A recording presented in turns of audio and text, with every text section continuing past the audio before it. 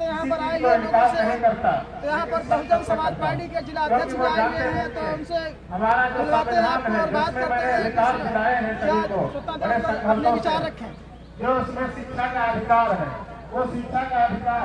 धन्यवाद सबसे पहले आपके चैनल को कि आपने कम से कम इस स्वतंत्रता दिवस के शुभ अवसर पर परम पूज्य बाबा साहब डॉक्टर भीमराव अम्बेडकर द्वारा निर्मित संविधान में दी गई सभी मौलिक अधिकारों के बारे में कि आज बहुजन धम्म कथा वाचक हमारे बीपी बौद्ध जी, हमारे साथ भीम आर्मी के जिला अध्यक्ष भाई छोटे भाई अनूप भारती जी, उनकी पूरी टीम, गोला विधानसभा के पूर्व प्रभारी भाई गुड्डू वारसी जी, सीएल गौतम जी, सचिन देव गौतम जी, राजेश गौतम जी, तमाम साथियों ने जो बहुत बढ़िया भव्य प्रोग्राम किया, इनके पूरी टीम और जो बीपी बौद्ध जी हैं उनकी भी पूरी टीम को, एवं साथ साथ में पूरे क्षेत्र से जो बहुजन समाज पार्टी और बहुजन समाज एवं परम पूज्य बाबा साहब डॉक्टर भीमराव अम्बेडकर के अनुयायी इस कार्यक्रम में आए, उनका बहुत बहुत धन्यवाद, बहुत बहुत बधाई, क्योंकि ये कार्यक्रम समाज में एक नई जागरूकता, नया उत्साह पैदा करेगा और ये नया उत्साह लेकर जब ये लोग अपने गांव जाएंगे, परम पूज्य बाबा साहब भगवान तथागत गौतम बुद्ध और मानवर काशीराम साहब को पढ़ेंगे, अब आदरणीय बहन कुमारी मायावती जी के संघर्ष को याद करते हुए पुनः पूरे जोश से 2024 में केंद्र की सरकार में भागीदार बनेंगे। वो आदरणीय बहन कुमारी मायावती जी देश की प्रधानमंत्री बनेंगी, ऐसा यहाँ आए हुए सभी साथियों का मानना है। 4 बार की सरकार में आदरणीय बहन कुमारी मायावती जी ने जितना काम कराया, मनवादी और आरएसएस के लोगों को वो हजम नहीं हुआ और हमारे लोगों को गुमराह कर दिया।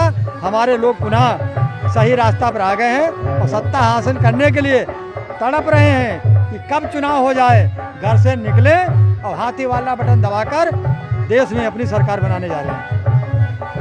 सर, जो है क्या कारण है कि सभी लोग जानते हैं कि हम जो ये शूद्र समाज है 85% है, 85% की बात बहुजन समाज करता है, तो क्या कारण है आज के दिन 15% वाला राज कर रहा है 85% से? इसके संबंध में क्या जानकारी? पहले तो मैं आपको ये बात बता दूं, हम लोग शूद्र नहीं हैं, शूद्र नहीं हैं, हम अछूत हैं। शूद्र में ओबीसी आते हैं। शूद्र की परिभाषा क्या है? शूद्र में अगर हम होते तो मेरे हाथ का भी लोग पानी पीते।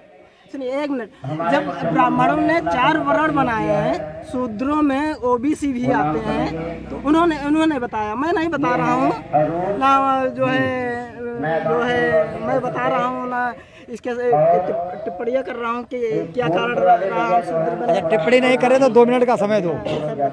ब्राह्मण क्षत्रिय वैश्य शूद्र बनाए, परम पूज्य बाबा साहब डॉक्टर भीमराव अम्बेडकर को आपने नहीं पढ़ा है। वो कह रहे थे हम हिंदू पैदा ही नहीं हुए, मैं शूद्र भी नहीं पैदा हुआ, मैं तो अछूत पैदा हुआ। शूद्र में ओबीसी आते थे जिनके हाथ का लोग पानी खाते थे। यहाँ शूद्रों में 2 जातियाँ बना दी, 2 वर्ण बना दिए, एक अछूत एक सछूत। सछूत वो होता था ओबीसी का जो घर में घुस के सब छू सकता था। अछूत हम लोग होते थे तो किसी के दरवाजे पर नहीं जा सकते थे अच्छे कपड़ा पहनकर। वो बाबा साहब के साथ गुजरा है, बाबा साहब ने बताया है, बाबा साहब ने संघर्ष किया है, बाबा साहब ने हिंदू धर्म ऐसे नहीं छोड़ा है। बाबा साहब ने 14 अक्टूबर 1956 को जो बौद्ध धर्म अपनाया है वो ऐसे नहीं अपनाया है। सर, क्या कारण रहा कि बाबा साहब को सिर्फ बौद्ध धर्म ही अच्छा लगा? बाबा साहब का आपने संघर्ष नहीं देखा? बाबा साहब जब पढ़ने जाते थे तो कैसा अन्याय अत्याचार हो। आज अगर ऐसा अन्याय अत्याचार हो आपके बच्चे के साथ या आप मेरे साथ, क्या आप सहन करोगे? लेकिन बाबा साहब ने लड़ाई नहीं लड़ी, कोई लाठी डंडा राइफल तूफान और तोप की लड़ाई नहीं लड़ी। उन्होंने लड़ाई लड़ी पढ़ लिख कर, संविधान में जब उनको मौका मिला। अभी जो स्वतंत्र भारत की बात कर रहे थे, जो स्वतंत्रता दिवस हम लोग मना रहे हैं, ये स्वतंत्रता दिवस के बारे में आप जानते हैं? स्वतंत्रता दिवस में आरक्षण के जनक छत्रपति साहू जी महाराज, शिक्षा की जोत जलाने वाले ज्योतिबा फूले, माता सावित्रीबाई फूले, इन्होंने स्वतंत्र भारत में पहले किया। लेकिन जब परम पूज्य बाबा साहब डॉक्टर भीमराव अम्बेडकर को पढ़ लिख कर भारत का संविधान बनाने का मौका मिला, तो उन्होंने वो जो पीछे हमारे लोगों पर, मेरे समाज पर, मेरे लोगों पर अन्याय अत्याचार होता था पढ़ाई के, शिक्षा के माध्यम से, छुआछूत के माध्यम से, उन्होंने संविधान के माध्यम से सब खत्म किया। और वही पाने के लिए संविधान में जो बाबा साहब ने लिखा है, वही छटपटाहट इन सब नौजवानों में, बड़े बुजुर्गों में ललक दिख रही है कि कैसे बाबा साहब जो संविधान में हमें अधिकार दिए हैं, कैसे उनसे मनवादियों से छीने जाएं। इसीलिए बहुजन समाज के लोगों को, पार्टी की बात नहीं कर रहा हूँ, बहुजन समाज के लोगों को, बहुजन समाज में जन्मे लोगों को ये मनवादी आरएसएस के लोग हजम नहीं कर पा रहे हैं। क्योंकि 4 बार उत्तर प्रदेश में सरकार बनने के बाद उन्होंने मायावती जी का, आदरणीय बहन जी का कार्यकाल देखा कि बड़े बड़े अधिकारी चाहे जिस काट को हों वो खड़े रहते थे और बहन जी मौके पर उनको सस्पेंड करती थी, सजा देती थी। वो अब नहीं जा रहे हैं, वो अब मनवादी लोग, अधिकारी, आरएसएस के लोग नहीं चाह रहे हैं कि माया बहन जी हमारी उच्च कुर्सी पर जाएं। लेकिन हम सब लोग आप लोगों के माध्यम से मिलकर बहन जी को देश का प्रधानमंत्री बनाएंगे, जरूर बनाएंगे।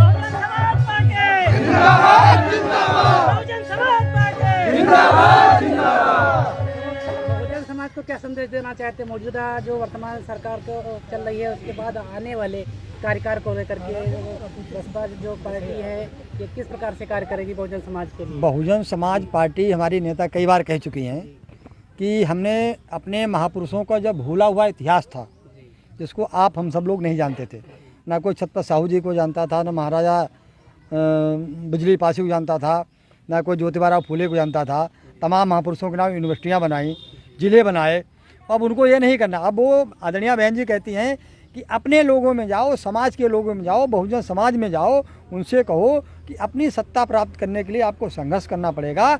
अब सिर्फ काम अगर आदरणीय बहन जी देश की प्रधानमंत्री बनती हैं और लोग, अच्छा आप भी लोग कभी कभी सवाल पूछ देते हो कि कम सांसद वाले ज़्यादा तो आपकी पूर्ण बहुमत सरकार बनेगी नहीं, तो कैसे देश की प्रधानमंत्री बनेंगी?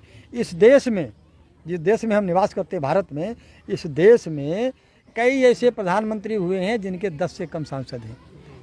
चंद्रशेखर जी बलिया से और चौधरी चरण सिंह जी, तो 2 ऐसे प्राइम मिनिस्टर बने हैं जिनके 10 से 12 सांसद हुआ करते हैं। तो कभी कभी ऐसे समीकरण बन जाते हैं। आपको हम 10 साल पहले का इतिहास बता दें। मधु कोड़ा का आपने नाम सुना होगा, झारखंड में वो सिंगल निर्दलीय जीता था और उसने कहा था मैं किसी को समर्थन नहीं दूंगा, हमको लोग मुख्यमंत्री बनाए। उसको लोगों ने मुख्यमंत्री बनाया था।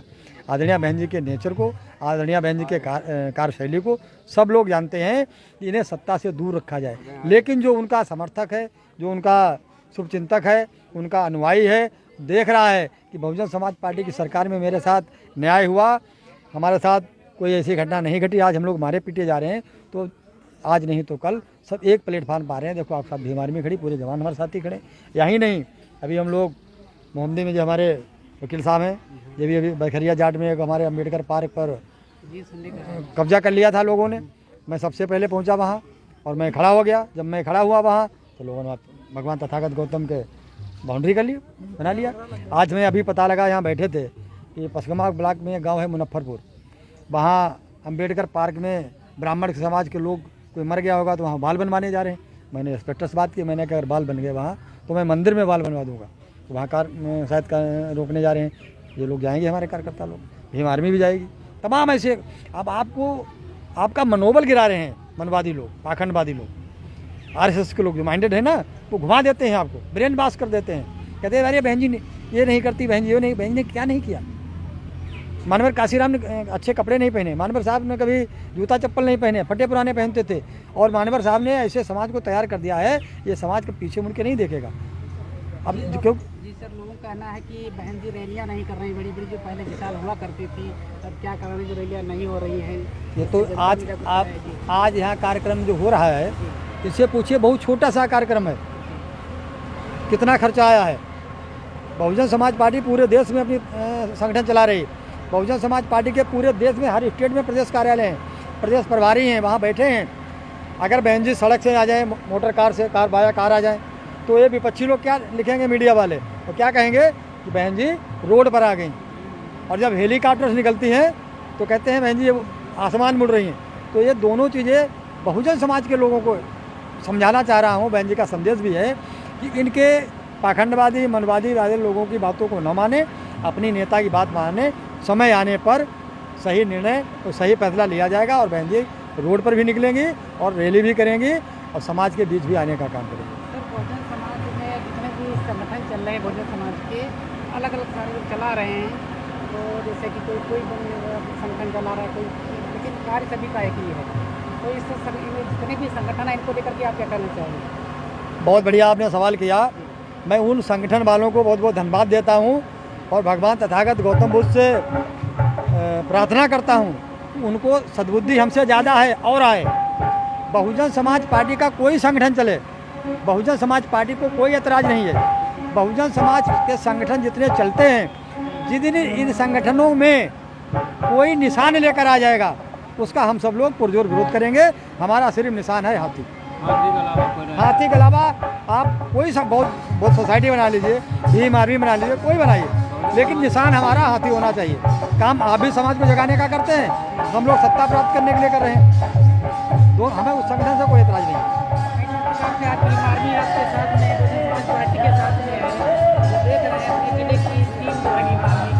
भीम आर्मी के गले में नीला गमछा है, इसमें हाथी निशान नहीं है, अलग बात है, लेकिन इनके गले में दूसरा निशान भी तो नहीं है। जिस दिन इस गले में दूसरा निशान की पट्टी पड़ जाएगी उस दिन हमारी दूरियां अलग अलग हो जाएंगी। भीम आर्मी के चंद्रशेखर जी जो आज़ाद समाज पार्टी बनाई है और आज भीम आर्मी बहुजन समाज के पास है कि चंद्रशेखर आज़ाद और जो है बसपा एक हो चुकी है या नहीं? चंद्रशेखर आज़ाद समाज पार्टी है, भीम आर्मी उनकी नहीं है। पहले तो अध्यक्ष जो है भीम आर्मी नहीं, उन्होंने जब तक भीम आर्मी बनाई तब तक मेरी कोई लड़ाई नहीं थी। अब उन्होंने एक राजनीतिक पार्टी बना ली जिसका चुनाव निशान केतली है, इसलिए हमारा उनका विरोध है और ये भी उनका विरोध करेंगे, ये भी विरोध करेंगे, ये भी विरोध करेंगे। जब तक निशान नहीं था तब तक चंद्रशेखर भाई, जब उन्होंने अपना निशान बना लिया, कल वो समाजवादी के उन्होंने अभी दिल्ली में एक धरना प्रदर्शन किया, अखिलेश यादव फोटो सौंप रहे हैं। आपको बहन जी की सौंपनी चाहिए थी, मानवर काशीराम साहब की सौंपनी चाहिए थी, आपको भगवान तथागत गौतम बुद्ध की सौंपनी चाहिए थी। अखिलेश की आपने प्रतिभा देकर क्या संदेश दिया? ये तो आप सवाल उन लोगों से पूछो। भगवान अगर वो कुछ ना कर सकते तो हाथी का निशान है उनको सौंप देते। अगर ये भी उनको अच्छा ना लगता तो भगवान तथागत गौतम बुद्ध की मूर्ति लगा देते। अगर ये भी अच्छा नहीं लगता तो मानवर काशीराम का अपना जो फोटो लगाते हैं तो वो भी दे सकते थे। मानवर काशीराम साहब दोबारा दुनिया में नहीं पैदा होंगे। मानवर काशीराम साहब ने रूखी रोटी खाकर, पैदल चलकर समाज को वो मान सम्मान दिया है जिसका कर्जा हम और हमारी आने वाली पीढ़ी भी नहीं उतार पाएगी।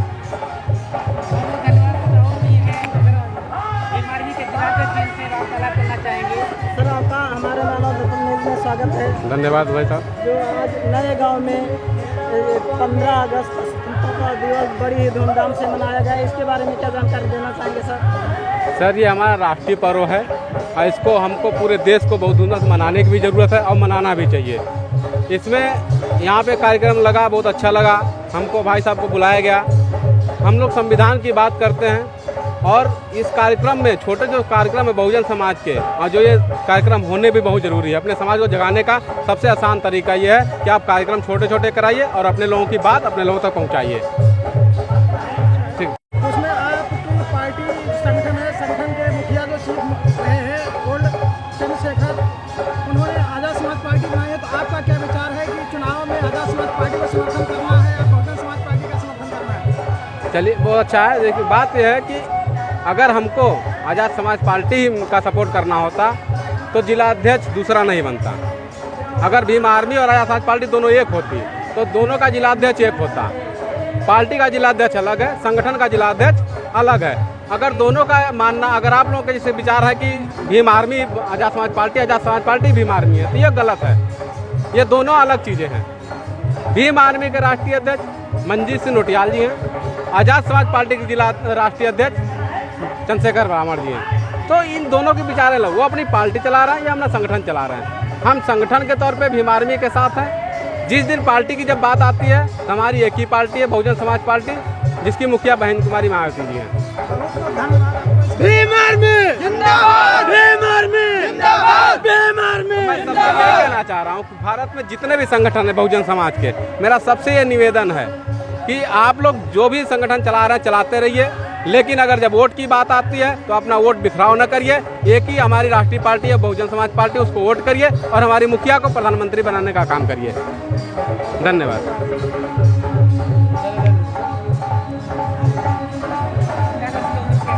यहाँ पर हमारे भाई गुड्डू वारसी जी आज जो नए गांव में 15 अगस्त स्वतंत्रता दिवस बड़ी ही धूमधाम से मनाया गया, इसके बारे में क्या सर जानकारी देना चाहेंगे? ये कार्यक्रम के आयोजक और जितनी यहाँ जनता है, जो भी लोग आयोजित हुए हैं आसपास में, उन सबका बहुत बहुत धन्यवाद। ये कार्यक्रम बहुत अच्छा हुआ है और 15 अगस्त की बहुत शुभकामनाएं और आप लोगों ने अपना महत्वपूर्ण समय दिया, आपको भी बहुत बहुत धन्यवाद। सबसे पहले बता दें, इस कार्यक्रम के माध्यम से हम लोग जागरूक हो रहे हैं, हमारा समाज जागरूक हो रहा है, हमारा भी और बहुजन समाज का भी। हमारा समाज मतलब मुस्लिम समाज।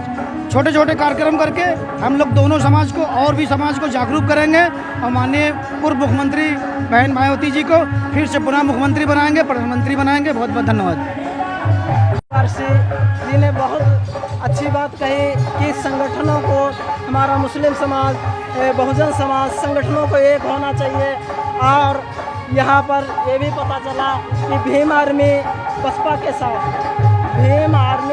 के साथ है और इसमें कोई दो राय नहीं है। आप देख रहे हैं मानव दर्पण के साथ महेश चंद की रिपोर्ट।